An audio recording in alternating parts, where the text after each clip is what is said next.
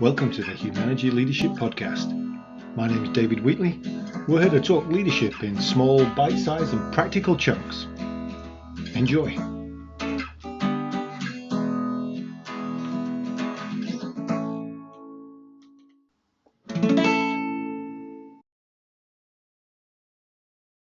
This is part of our What Great Teams Do Great Issues series. I'm David Wheatley, and all of these issues use our What Great Teams Do Great model, which is available at humanity.com or in the book of the same name from all good bookshops.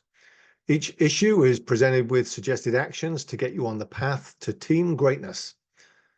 In this issue, the team hates conflict. Members want to get along, yet there's an undercurrent of tension that is unresolved. Some people avoid certain individuals on the team rather than deal with issues. Others employ a passive-aggressive approach. You ever have a team like this? You ever been part of a team like this? So with the challenge with conflict is that there are a number of people who are conflict avoidant. My way of putting it is that nobody's actually conflict avoidant. They're all conflict delayant, because avoiding conflict just delays the inevitable confrontation and makes it worse. Accepting this reality means that the best time to address any issue is now, or as soon as it's reasonably possible. The commitment to address any significant issue within 24 hours, if possible, should be part of a team's charter at the time of their setup, if you're following the What Great Teams Do Great model. If it's not, then the time to review and realign the setup is now, and to include something along those lines in your setup. This idea of a 24-hour rule, it has two elements to it. One of them is sometimes we need 24 hours just to calm down and cool off, get our heads into the right place and make sure our emotions are in check. But then we should be driving to a point where we're dealing with issues within 24 hours because it's never going to be easier than now. And we deal with issues in a caring, honest and direct way. Where teams fear conflict as a whole, then I encourage people to use the What Great Teams Do Great model and look at the red path and green path behaviors. This provides language and a framework for people to address issues without the fear of it getting too personal. And you establish those red path and green path behaviors, which if you go to humanity.com and you look at the tools section, you'll see what those look like. Then that establishes a norm for the organization, for the team, as to what the expectations are.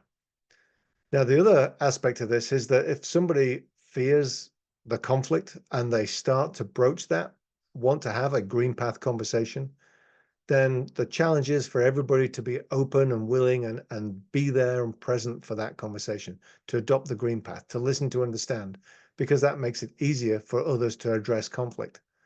And so it's a two-way street again. We have to be willing to bring it up, and we also have to be willing to be challenged on it and listen well and drive a forward-focused solution in order to overcome that conflict. Now, we've worked with a lot of teams, and this is one of the most common ones, that somebody on the team has conflict that is not being addressed. And every time it's just festering there and getting worse. So if you've got that, then I encourage you to look at What Great Teams Do Great. Look at the red path and green path behaviors at humanity.com under the tools section. And you'll start to see some practical ways of addressing that conflict and taking care of it. If you're the person who fears the conflict, then I encourage you to go to the same places. Have a look at that and remember that you're not conflict avoidant, you're just conflict delayant. And it's never going to be better than today to fix it.